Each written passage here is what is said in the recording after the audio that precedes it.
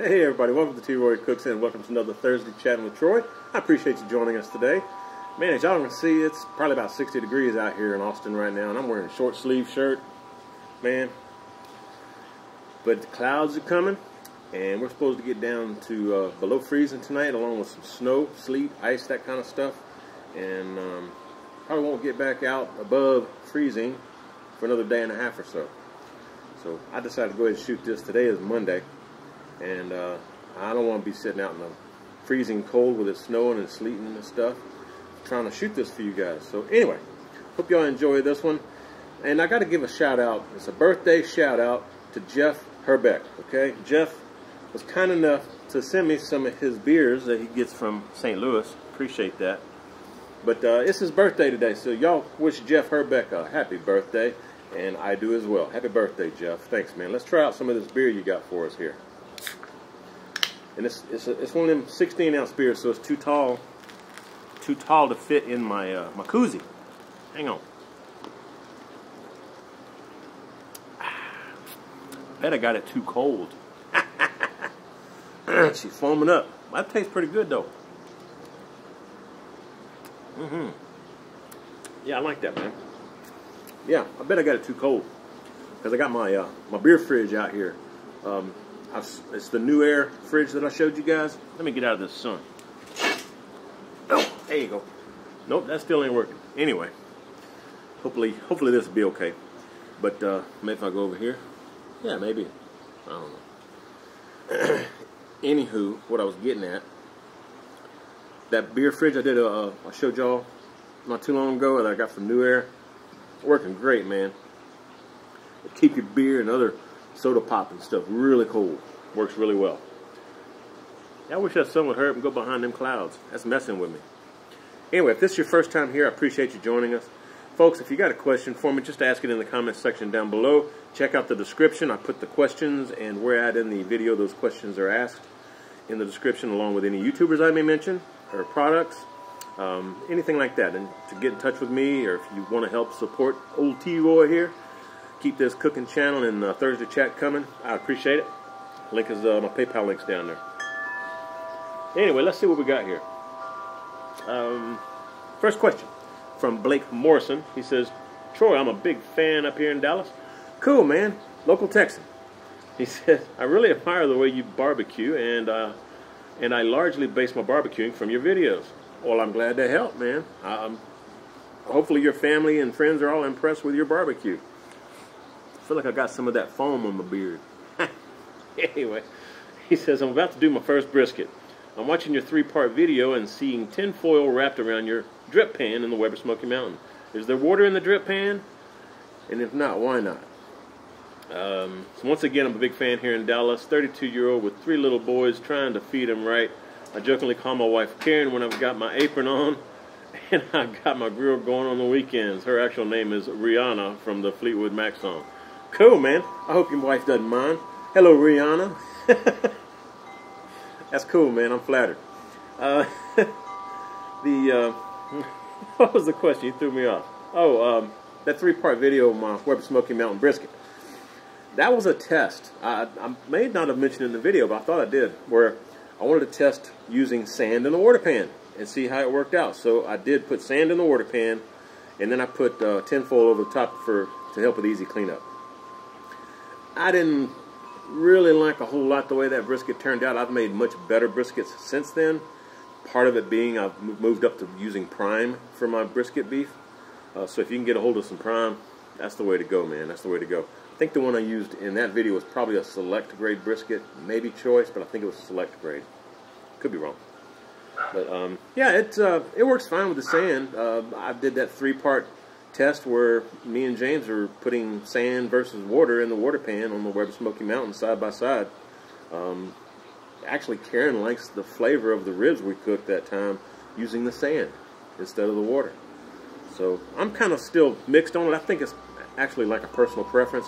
I will say the sand, if you use that in your Weber Smoky Mountain, man, that Weber Smoky Mountain, it'll maintain temps, but you got to keep those vents on the bottom almost all the way closed to keep the temps down. Because that sand gets hot and it stays hot, man. So you have less fuel usage and your temps will maintain at higher temps without you having to worry about adding water in the middle of the cook or anything. But yeah, I was really impressed with the way that the briquettes lasted. Really cool. Anyway, great question. Blake, you and your wife Rihanna, hope y'all have a great week, man. Appreciate the support. Next question is from Meathead, one of my YouTube friends out there. Y'all show Meathead some love. Click on his link down below in the description box. He says, Troy, cheers to you. Oh, here we go. Cheers. This is a Kolsch style beer. I actually like Kolsch beers. There you go. Cheers. Alright, Meathead says, what's the difference between Himalayan pink salt and pink salt #1? I have a pork belly I want to smoke, but I need to cure for 5 days before smoking. Which is better for bacteria? The pink salt #1. Alright, now let me get into this. Pink salt #1 versus pink salt #2. Pink salt #1 is for wet curing, like I did with that ham recently. I did a ham video where I cured my own ham. I used pink salt #1. If you're going to be making salamis and sausages and stuff where you're going to hang the meat and let it dry cure, that's where you want to use that dry and cure salt #2. Pink Himalayan salt, that's just sodium nitrate, man. I think that's what it is. So, anyways, it's salt. You know, you grind it up, put it on your food. The other stuff, you got to mix it with a lot of water. Both #1 and #2, you got to mix it with a lot of water or some other liquid to, man, I can't think, I swear. To dilute it, because it's not good for you. It's curing the ham. If you get too much of it in your body, it'll cure your insides, all right? So be sure and read the instructions on how to dilute it before you use either #1 or #2 curing salts. All right, pink Himalayan salt, you ain't got to worry about it, man. Hope that helped explain the difference. Next question is, it's my buddy Paul, Gringo Barbecue, another YouTuber. Paul says, cheers, Troy. Hey, cheers to you, Paul. He says, have you had a chance to drive Justin the Babyback Maniac he's talking about? Have you had a chance to drive Justin's Weber Summit Charcoal? Does he let you drive? No. I've been over there and did he cook on it one time when I was there? I don't think he cooked on it. Maybe he did. Anyway, it's a great grill. I love it. The only problem I would have with it is pricey. You know, it's a little too pricey for, and I've heard Justin say this is why I'll bring it up. It's more pricey than something comparable, okay? It's like an extra $400 or $500 pricey than your Kamado Joe and stuff like that. But in all honesty, it looks like it's a good grill, a really nice grill that will act like a charcoal grill, but still act like a ceramic grill all in one. Justin loves his, but he's never letting me test drive it. But I'm sure if I asked, he would, you know. He says, let me see, Paul says, what are your thoughts on that grill? Okay, just answered you. I'm a long-time user of kettles and Kamado-style cookers, and I really like my new Summit. Okay, cool. Glad you got one, man. He says, another question for you. I have seen a little white Maltese running around some of your videos. We have one, too, named Freddie. How do you keep the rust color stuff out of his eyes? You really can't. I mean, that rust color stuff is from them licking. And my larger dog is half, not Maltese, half poodle and half Bichon Frise. All right? And she'll lick the smaller one, Fifi's, eyes, and that's where you get that rust. That's why you see rust on their beard, why you see rust on their paws. If you see that, that's because they're licking themselves right there. But yeah, the little Fifi, the little smaller dog, she's full-blood Bichon Frise. And Lucy, little older dog, a little bit bigger, she's got the black spot on her head and back and whatnot. Lucy's half poodle, half Bichon. So we love our dogs, though. I'm sure like you love yours, too. Hey, Freddie. Anyway, great question. Appreciate it, Paul. Next question is from Everyday Barbecue. He says, yeah, go check him out, too. Another YouTuber. He says, T-Roy, enjoy these chats every week. I appreciate the support, man. Thanks each and every one of you. Cheers to all you guys out there and gals. let's see. It says sometimes I've got to watch these in increments, but they're always fun. It makes me feel like we're just hanging out and having fun. I look at it like just a community, just us chit-chatting and stuff.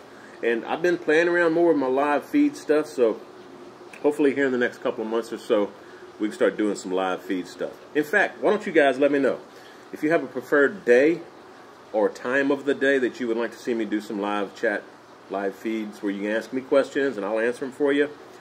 Let me know. Let me know how y'all would like to see me do that.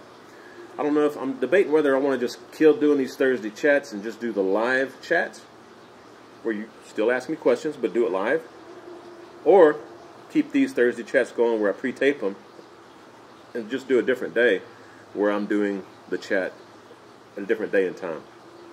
So y'all let me know what you think. I appreciate it. But yeah, we're all just one community. We all have each other's back. We all throw ideas out there towards each other and stuff, trying to help each other, you know, share ideas and all that. It's fun. It's a great community, man. But I couldn't do this without all of you folks, so thank you. Where was I? He says, here's my question. For a new channel like mine, is it a good idea to focus on cooks that my audience seems to like more, or be well diversified? It might be too early for me after only 4 months. It's never too early to just try different stuff, all right? If you expand your horizons and cook different things, you're going to gain more audience. That's how I did it. You know, sometimes I'm cooking out back, sometimes I'm smoking, sometimes I'm grilling, sometimes I'm cooking inside. Sometimes on the stove, sometimes in the oven. I don't think you'll see me cooking in the microwave, though. So, yeah, I'd say diversify. That's helped me. If you stick with just one thing and you're really good at it, like barbecue, then I would say stick with barbecue and you'll just have barbecue fans, okay?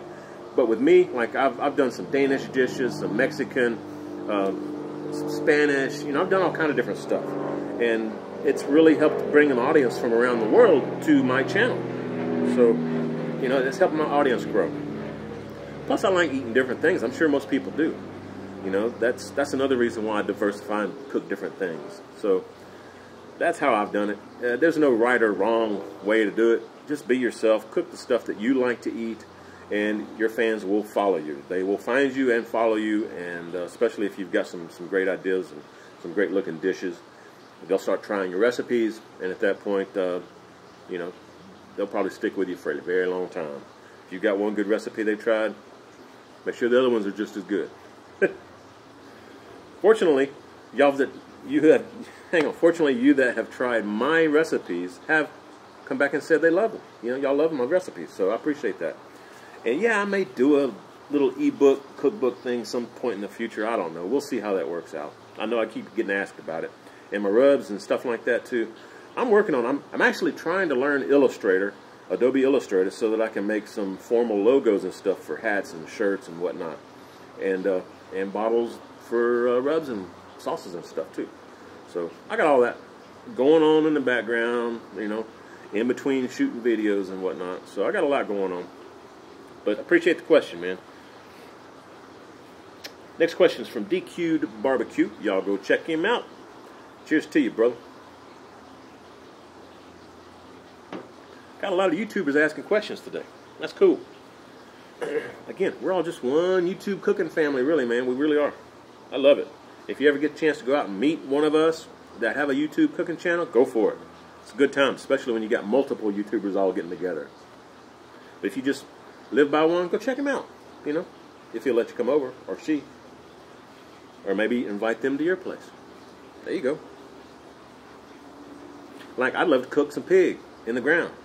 I can't do it here at my house, so I've thrown it out there. If any of y'all want to invite me over to your house, hook me up. Let's cook us up some pig in the ground. Talking to you, Tango Joe. I'm talking to any of you out there. Next question we got here again. DQ'd Barbecue. He says, hey Troy, great Thursday chat as always. Cool that you share your knowledge openly with the community. I love it. I learn from you guys as much as you learn from me, trust me. It's a great community. I love it. He says, my question for you is, I notice you tend to shoot the majority of your videos with no cameraman. I'm a pretty new channel, and I've been able to get a cameraman for an afternoon twice, but most of the time I shoot video by myself as well. I'm getting more comfortable filming on my own, but I was curious if you had any tips or tricks for getting the best shots when you're a crew of one. Thanks for the help, and cheers to you. Hey, cheers to you. Appreciate that. It really helps me a lot to have a camera that's got a viewfinder thing that I can flip out and see myself. I mean, you don't want to be looking at yourself while you're filming, but before you, like when you're setting up the shot and you're in front of your camera, it's a good idea to check that if you have one of those viewfinder things, and you can, a little display. You can see yourself and how the background looks and all that good stuff. So that comes in really, really handy. Plus, if you're trying to do manual focus, it helps with that. You can, show you if you're blurry, or if you're trying to focus on me and have the background blurry, it helps you, with that kind of stuff while you're in front of the camera. It's not really that difficult to shoot with just, by yourself.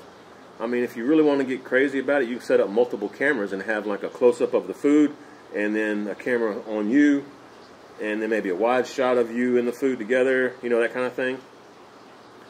But I really just shoot with one camera most of the time. Every once in a while I'll pull out my second G30 for a food video, and I'll shoot with that along with my other G30. I've got two G30s. And I always shoot my Thursday chats with this Canon XF305, which I love. I got it so I can do live feeds, and we tested it this past weekend. It actually worked pretty good.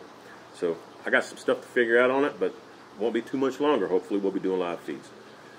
But y'all let me know about the day and time, and whether to keep, do 2 chats a week, or one taped, one live, or just live. I'd like to know your input on that. What I like to do with shooting my videos? It's like once the food is just about done, I'll take a picture of it on my grill, all right? And then I'll take a picture of it once it's plated up.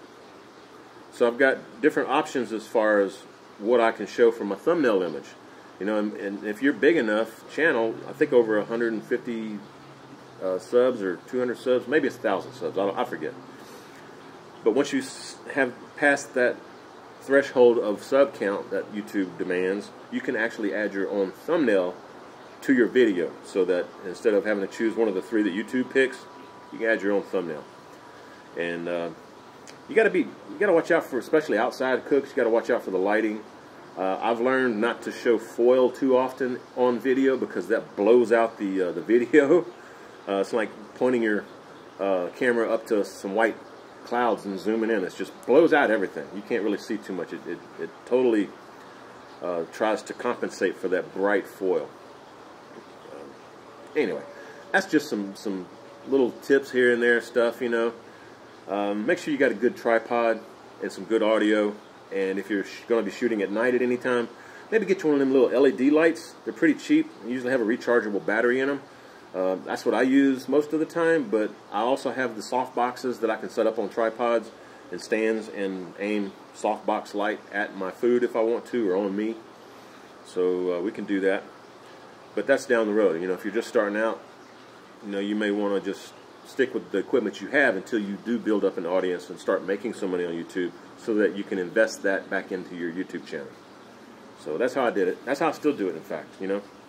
Couldn't do this without all of you guys. Thank you very much. On that one, I got thirsty. Cheers. Just keep doing what you're doing, man. You're doing good. Alright, we got a question here from Josh Taylor. He says, do you prefer lump charcoal or briquettes on the Weber Smoky Mountain? Thanks, and cheers. Hey, cheers to you, Josh. Great question, great question. Me personally, I prefer briquettes, because that's what Weber says to use on their Weber Smoky Mountain. Kingsford briquettes specifically is what I use. But I still want to try the Weber briquettes. I've had some requests for people asking me to try that. I haven't tried them yet. Actually, I keep forgetting. So I need to try that. I know James over at Aim 'em Claim 'em Smokers, my brother James, he likes to put lump charcoal in his Weber Smoky Mountain when he's doing, especially competition cooks. I think it adds more flavor to the meat, but it does burn hotter than charcoal briquettes. And I don't think it lasts as long as charcoal briquettes. So there's a trade-off there. But if you want a little bit better flavor, use lump. I think you may have to close down some of them bottom vents pretty good to keep the temps down though. I've never tried it, but maybe James can help you if you want to try lump, you know, or if any of you out there have tried lump and you figured out whether it's better or not than briquettes, go for it. You know, put some feedback down in there. And this was asked by Josh Taylor, Joshtaylor, 2 words, Josh Taylor. Great question, Josh. Next question we have is from Johnny D. How you doing, Johnny D? He says, Happy New Year, Troy. T-Roy. Happy New Year, T-Roy. Cheers. There you go. Cheers. He says, okay, so when's the last time you trimmed that magnificent beard of yours? Again, cheers, T-Roy. Johnny D from Wisconsin, soon to be from the hill country. Oh, you're moving down here to Texas, eh? Dude, I'm mad to hook up. Cheers to you, Johnny. Happy New Year, man. Trying to think last time I trimmed. I know it was before Thanksgiving. I want to say it was like the 1st or 2nd week of November. It's the last time I trimmed it. Man, it's been a year since I trimmed it. I ain't trimmed mine since 2017. Anyway, I know, I got some stupid jokes sometimes. They crack me up, though. All right, great question, Johnny. Thanks, man. And I'm going to keep it going, too. I'm going to see how long I can get this going. It may go down to my waist, down to my knees. I don't know. We'll see. All right, we got a question from Rob Colling. How you doing, Rob? He says, cheers, Troy. Cheers to you, Rob. He says, I've been in the market for a used ceramic grill. Are there any particular parts of the grill I should look closely at to make sure I'm not buying a broken or abused grill? Definitely the ceramics. Take all the pieces out of it. Check it out thoroughly. Make sure you don't have any cracks in any of it. I wouldn't buy one that's got cracks in it. As for the metal parts, just make sure they work. Make sure that they move freely and they're not rusted up and whatnot. But I mean, if you get one that like has the dome vent rusted up, you can buy another dome vent. So that's not a deal killer in my opinion. All right. But like the hinges and stuff, you can replace those, but it may take you a while to get some of those parts. So the main thing on a ceramic cooker is the ceramics by far. Can't stress that enough. If you got any issues, you know, a chip probably isn't going to be bad, but anything that's cracked, I wouldn't mess with it. Just my 2 cents. Great question, Rob. Thanks, man. Next question is from Cajun Cravings. Y'all go check him out. Another YouTuber. Links are down below. Hit show more. He says, hey, buddy. Great video as always. Hey, thanks, man. I appreciate that very much. Jeff, man, this is some good beer, man. I appreciate you hooking a brother up. All right, Cajun Craven says, that was some good question and damn good answers. Well, thanks. He says, I have one for you. How many smokers, pits, and grills do you own and cook on? I'm just curious. Well, I've got a DCS gas grill. It's natural gas, hooked up to my natural gas in my house. That's 1. I've got the Little Joe, the little bitty small Weber Kettle. That's 2. I rarely use that one, though, unless I'm, like, wanting to char a steak up. I got my Weber Performer. It's 22.5 inch. I've got Kamado Joe, that's the big Joe, 24 inch. I've got my pit barrel cooker. That's 5. And I got my Yoda Wichita. That's 6. Is that right?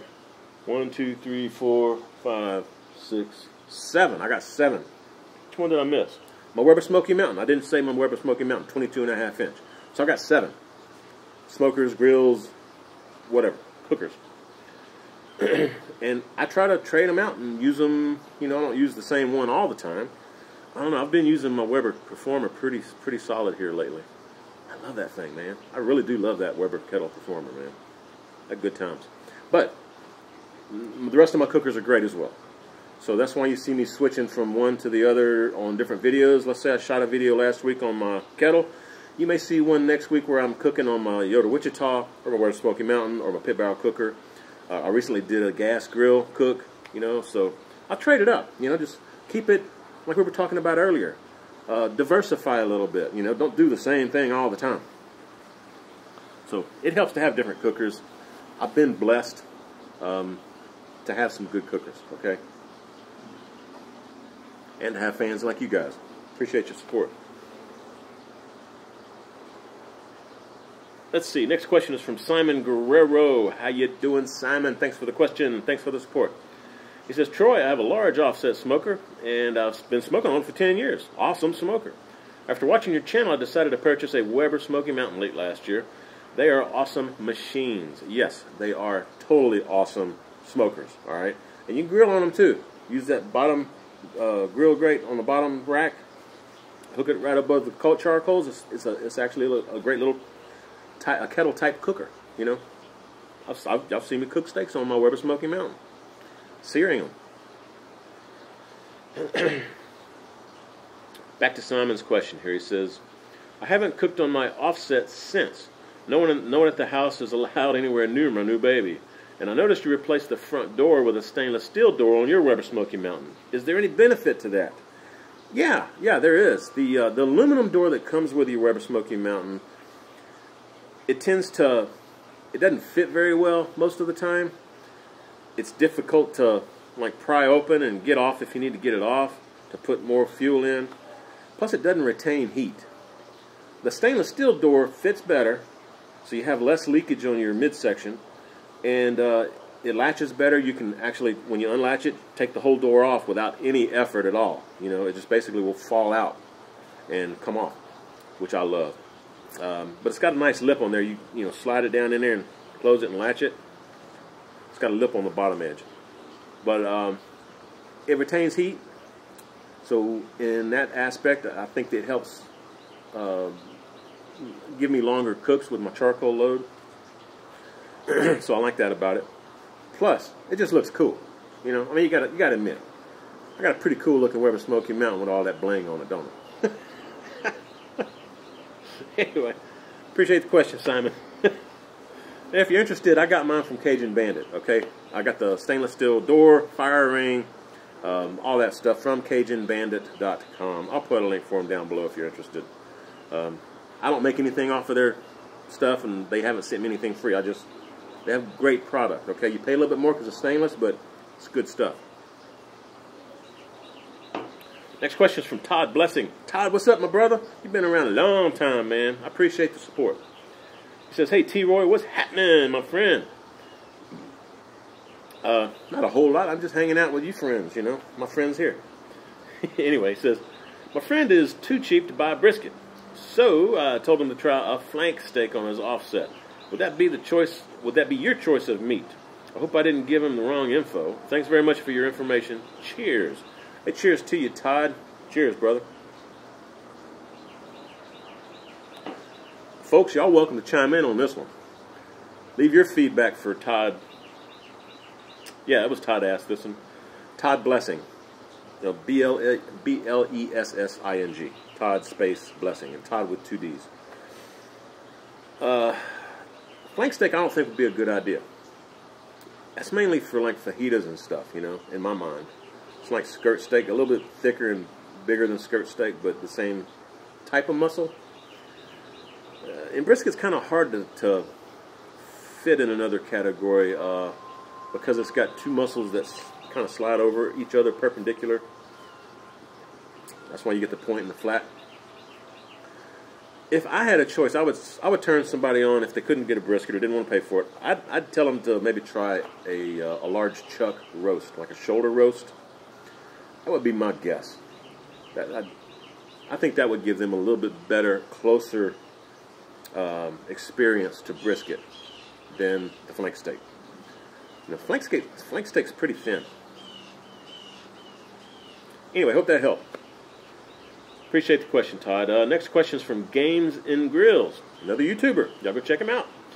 He does gaming and cooking. And I hope that wind, it's windy out here. I hope it's not messing too bad with the mics today.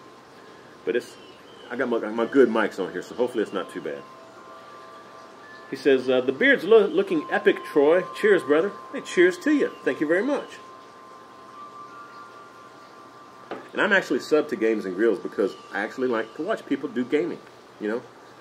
Karen does some gaming every once in a while. She likes Zelda and stuff, you know, so I'll watch her play that. You know, I don't play a whole lot myself. But I like watching it. Alright, he says, got a Weber Kettle for Christmas from my awesome wife. Congratulations, man, that's cool. He says, I've only had a few cooks on it, but I still don't quite know how to work the thing. When you're looking for something like, when you're cooking something like steak or chicken, do you use a full chimney of charcoal or multiple chimneys? Thanks for the great videos, and as always, brother, cheers. Cheers to you again. For steaks, I mean, something that's going to maybe be on your grill for 10 to 20 minutes. One chimney of charcoal should be plenty, all right? You probably won't even need a full chimney. But when you're done cooking, you can always close all the vents, and it should kill the fire, and you can reuse those charcoal briquettes. As long as it doesn't rain or you have a lot of humidity, because that'll get into the used charcoal briquettes and make them really hard to light. So you got to watch that. But anyway, I reuse charcoal briquettes all the time. If you're cooking something more like chicken, and it's going to be more like a 30-plus minute cook, you may wind up having to add a little bit more charcoal. Or with the kettle comes with those two little baskets, you know, the two little charcoal baskets. Maybe light charcoal in each of those, and then push those out to the side and cook in the middle. That way you got heat from both sides, and you're not seriously burning up your chicken, because as everybody knows, you put chicken over some hot coals or hot grill, hot burner, that chicken grease is going to get down in there, and you're going to have some burnt up chicken. So in my opinion, chicken is best cooked when it's indirect. You may crisp it up at the very end by just quickly watching it over direct heat, but for the most of the cook, indirect's the way I'd go. I wouldn't think you'd need more than a couple chimneys, though, at the most, for chicken or steak. Now, if you're trying to use a slow and sear and you're cooking, or smoking actually, on your kettle, you may wind up having a 3 or 4 hour cook. Probably not that long, probably a 3-hour cook. But that slow and sear is wonderful, man. I love it. The other way you can do, if you don't have the slow and sear, you can make you can build up a wall of briquettes on the edge of the on the outer edge of the grill. Light one in and just have it circle around to the other side, and not touch the other side, but you know, go all the way around like a snake. It's a snake method. And they'll put you like 3 charcoals high, go around there, and that'll probably give you a good 10-12 hour cook, man, I would think. Cooking low and slow. Anyway, great question. Appreciate it. And I'm glad you got you a nice kettle, man. I love mine. You got some more questions, just ask. That's cool. Next question is cooking with CJ. What's up, my buddy CJ? Hey, cheers to you, bro. CJ says, hey, T-Roy, just wanted to say thanks for the tip on the smoker box. Hey, you're quite welcome. He says, I've tried it for a second time last weekend and made the best pork chili verde I've ever had in my life. Oh, that's fantastic, man. Yeah, smoker boxes are good, especially if you get a stainless steel one, a good one. Love them smoker boxes, man, on your gas grill. He says, it was full of smoke flavor and concentrated goodness. Oh, man, you got my mouth watering now. That sounds really, really good. He says, I have another question for you. Is your YouTube channel your full-time gig, or do you have another job? How do you juggle the time for the channel and the job if you do? Cheers to you, brother.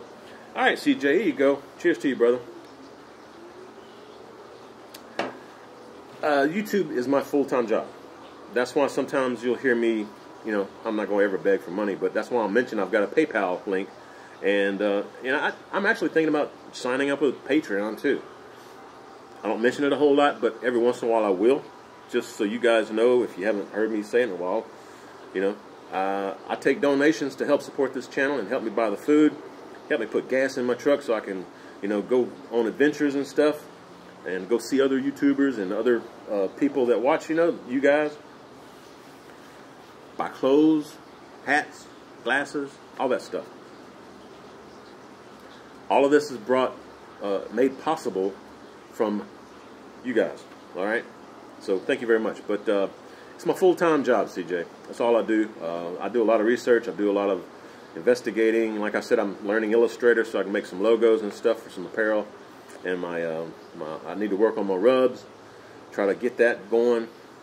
I'm tinkering around with a whole bunch of stuff other than doing research for cooks and trying to put these Thursday chats together. These Thursday chats actually take a very long time to put together, folks. Much more so than my cooking videos. I mean, these Thursday chats, they take a lot of time. Seem like it wouldn't, but they do. Trust me. Wouldn't be so bad if I didn't have to put all that stuff in the description, the questions and answers and stuff. Another question for you guys. How many of you actually look in the description box and go through and click on the question and watch it in the video instead of watching the whole thing? You know, do you actually use the info in the description box?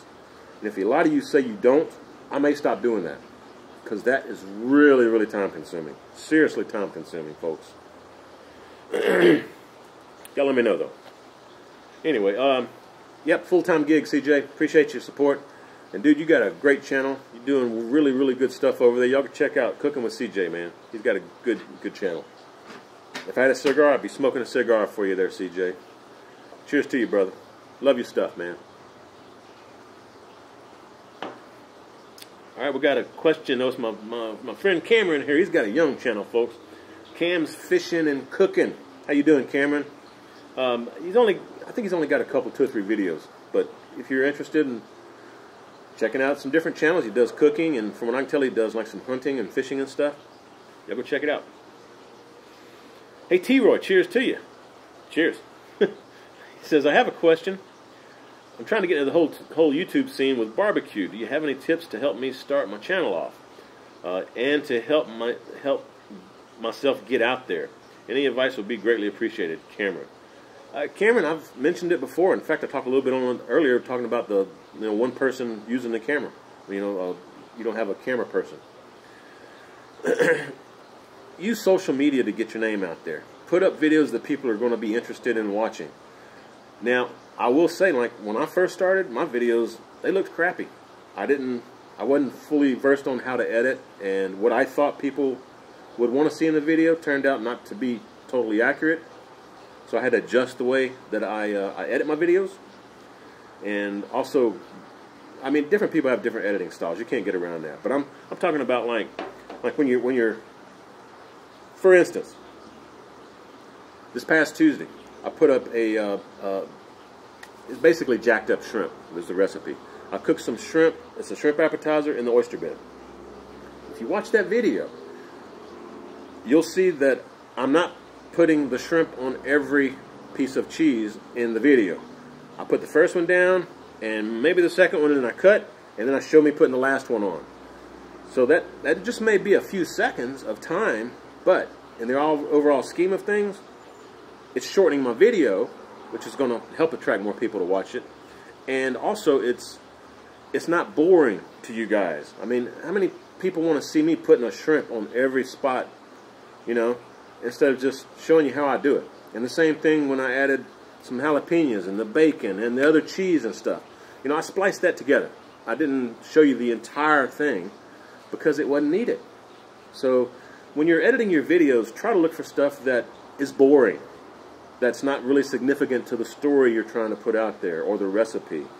I mean, show a little bit of it, but you ain't got to sit there and show the whole thing. Like when I make gravy, I may show you the beginning of how I start making gravy on my stove in my Dutch oven or iron skillet. But it takes 30-40 minutes to make gravy, right? I'm not going to sit there and have the video running 30-40 minutes. I'm going to show you how I start it. And I may show you maybe 10-15 second, every hour, a little clip every hour, and you can see the darkness change, especially if you're going with a darker roux, like I'm talking about. But you're not going to see that whole thing. You'll see the beginning, some little increments during the cook, and then the end of me making gravy. So the main thing, though, that's to do with editing. Get the best equipment you can. When you start out, you don't have any money. You're not going to go out and invest in a bunch of stuff. Plus, I wouldn't invest in a lot of stuff to make videos unless you're absolutely sure you want to do that for a living going forward. Because you can get by with your cell phone. I've talked about this a lot. Your cell phone and maybe a cheap lamp, next to your food or something, or some natural light coming in through a window in your house or outside. Natural lighting is excellent, honestly. But, and I'm just getting myself talking all kind of different tangents, ain't I? Just be yourself. Do what you do. Make sure you do it as the best that you can. If you screw up, that's fine. Let people know. Nothing wrong with that. We all make mistakes. And I learn from you guys. You learn from me. We share knowledge on these Thursday chats and on my videos. And I apologize I hadn't really commented back on a lot of y'all who have commented on my videos recently. I've been really, really busy, seriously. So I miss talking to you guys on those comments. But that, again, if I sat and did that, that'd be 3 or 4 hours out of my day. It takes a lot of time as well. But I try to answer them when I can, okay? I do try to answer my Facebook and Instagram and Twitter and all that when I can as well. Usually Facebook's a little bit quicker response, usually. So, you know, if you really have a question you need an answer like within 12 hours, hit me up on Facebook. Anyway, you'll be fine. Just be yourself. Use social media. Spread the word to your friends. Let your friends and family members talk to their friends and families, and you'll kind of build a network, and they'll start expanding that way. And just be yourself.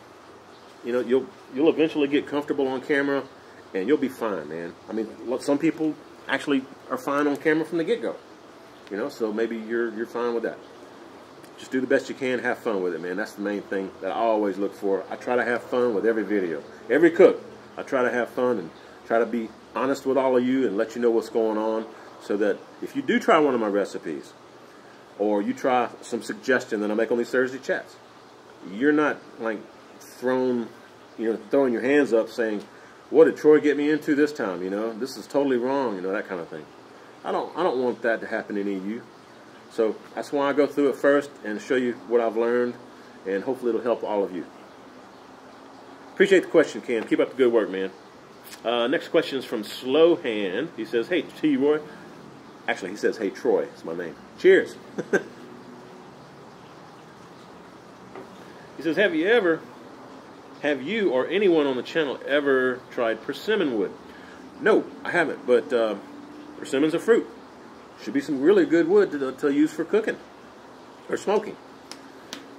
He says, I cut up a small persimmon that was took out by Irma a few months back, and it's still green, so I haven't tried it yet. Looking forward for a new year of Thursday chats.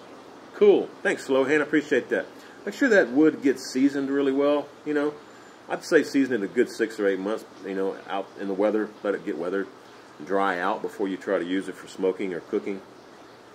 Because you don't want to use wet wood, man, or fresh wood. So let it season. Anyway, I appreciate the support, Slowhand. Thanks, man. Next question is from Dave Puryear. How you doing, Dave? He says, "Hey, Troy, I just got a new Weber Smoky Mountain, and I've done 2 briskets so far.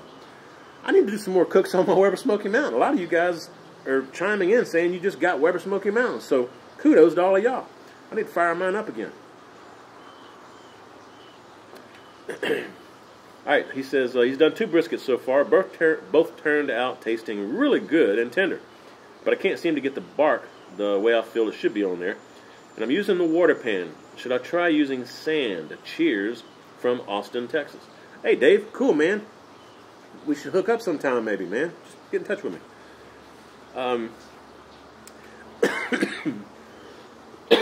Excuse me. Sometimes it is hard to get bark on the Weber Smoky Mountain on brisket. A lot of it has to do with the rub that you use and how much smoke you put in there. I mean, typically you're going to get a better smoke ring and bark by using water in the water pan. You can get it with using sand, but I've always had better luck using water in the water pan on the Weber Smoky Mountain. I'm not sure what you're using for a rub, but maybe try a different rub, or just try salt and pepper. I like to do a 60% mix with pepper and 40% salt. That's my own personal preference, but 50-50 mix will work just as well. And if you're still not getting a good bark, trying different rubs, maybe try some different wood, some different smoke wood, you know. The heavier smoked woods, like your hardwoods, the hickory and oak, mesquite, pecan, those, in my opinion, will give you better bark than a fruit wood. So I hope that is kind of pointing you in the right direction, Dave. I hope it is. But just keep playing with it. If you want to try sand in the water pan, go for it. It'll cook a little bit hotter. You'll have to cut back the vents, like I mentioned earlier, on the bottom, pretty close to being closed to keep those temps down, unless you want to cook at 300, which I've done too on the Weber Smoky Mountain. Works out pretty good. Anyway, I hope that helps. Thanks for all of the questions. I'm going to cut it short right there. Yeah, we're getting on close to an hour now, or 40 minutes or so anyway. But, Jeff, happy birthday. Thanks again for the beer. Cheers to you, brother. And thanks for each and every one of you that help support and chime in on your comments and ask questions every week. I do appreciate it very much. Couldn't do this without you guys. So, y'all spread the word. Old T-Roy cooks and T-Roy does Thursday chats, answering your questions. If y'all like this, y'all give me some thumbs up. If you hadn't subbed, go ahead and subscribe to me. Hope you share the video. But when you do, please tell all your friends T-Roy cooks responsibly. Cheers, everybody.